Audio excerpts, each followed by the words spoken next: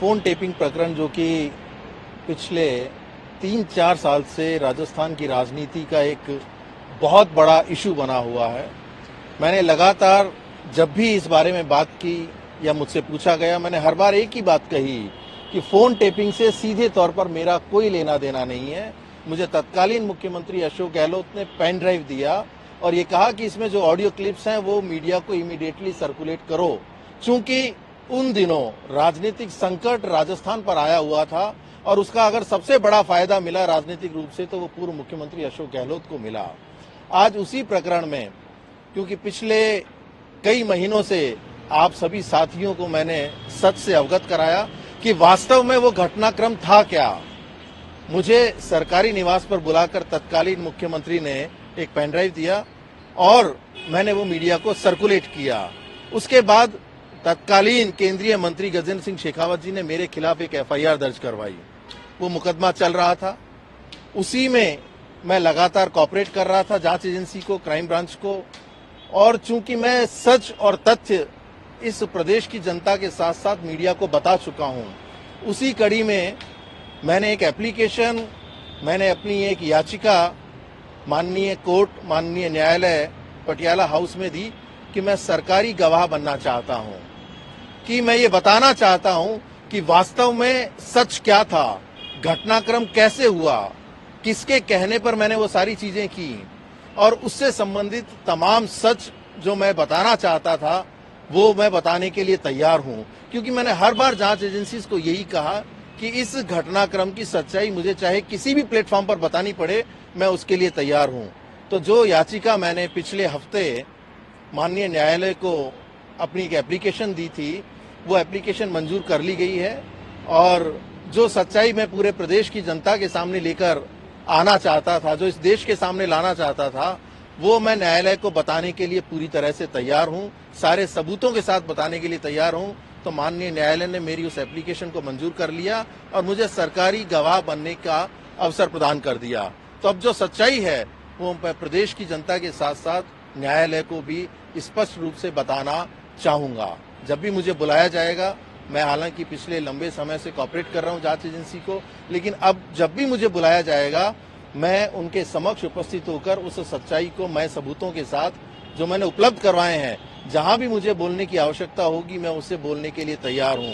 लेकिन एक बात और बताना चाहता हूं कि जब आज इतनी बड़ी सच्चाई मैंने बताने का प्रयास किया है और मैं इस सच को पूरे प्रदेश की जनता के साथ साथ न्यायालय के समक्ष रखना चाहता हूं, मुझे मेरी जान की परवाह है। मुझे लगता है कि अब मुझे इस तरह की जो पिछले कई महीनों से धमकियां मिल रही थी, मेरी जान को खतरा है। मेरे परिवार की सुरक्षा को लेकर मैं चिंतित हूं, क्योंकि मैं सच को बताने के लिए पूरी तरह से तैयार हूं। और जब कोई व्यक्ति सच सबके सामने लेकर आना चाहता है तो निश्चित तौर पर उसे बहुत सारी कठिनाइयों का और परेशानियों का सामना करना पड़ता है। लेकिन जब मैंने ये मीडिया को बताया, उसके बाद से ही मुझे लगातार धमकियां मिल रही थी। तो मुझे अब इस बात को लेकर बहुत चिंता है, मेरी जान को खतरा है, मेरे परिवार की सुरक्षा को लेकर मैं चिंतित हूं।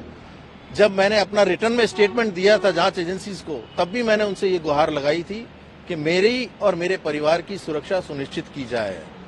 अब मैं ये स्पष्ट कर देना चाहता हूं कि मैं इस सच्चाई की लड़ाई को पूरी तरह से लड़ूंगा और जहां भी आवश्यकता होगी, जिस भी प्लेटफॉर्म पर, जिस भी एजेंसी के सामने और न्यायालय के सामने, मैं उन सच को जो उस घटनाक्रम से संबंधित था पूरे सबूतों के साथ सबके समक्ष लेकर आऊंगा।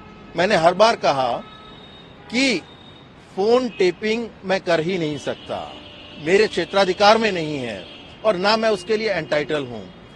फोन टेपिंग या फोन को सर्विलांस पे लेना, किसी के कॉल्स को इंटरसेप्ट करना, इसके लिए पूरी की पूरी एक प्रक्रिया होती है। एक सरकारी विभाग, यानी कहते हैं कि होम डिपार्टमेंट के तहत एक सेल होता है, वो काफी सारी परमिशंस को लेने के बाद, बहुत सारे उसके अंदर नियम कायदे कानून होते हैं, उन सब की पूर्ति के बाद ही किसी व्यक्ति के फोन को सर्विलांस पे लिया जाता है। उसकी जानकारी स्टेट के डीजीपी को होती है, एडीजी जो इंटेलिजेंस के होते हैं उन्हें होती है, चीफ सेक्रेटरी को होती है, प्रिंसिपल सेक्रेटरी टू सीएम को होती है, होम मिनिस्टर को होती है। अब चूंकि होम मिनिस्टर तो स्वयं मुख्यमंत्री थे, होम डिपार्टमेंट उन्हीं के पास था। तो उस वक्त राजनीतिक संकट के समय उन्होंने इस सरकारी मशीनरी का दुरुपयोग किया और सिर्फ अपने ही विधायकों के साथ नहीं, जो विपक्ष के थे उन विधायकों के भी फोन को टेप किए जाते थे, सर्विलांस पे लिया जाता था या रिकॉर्ड किया जाता था।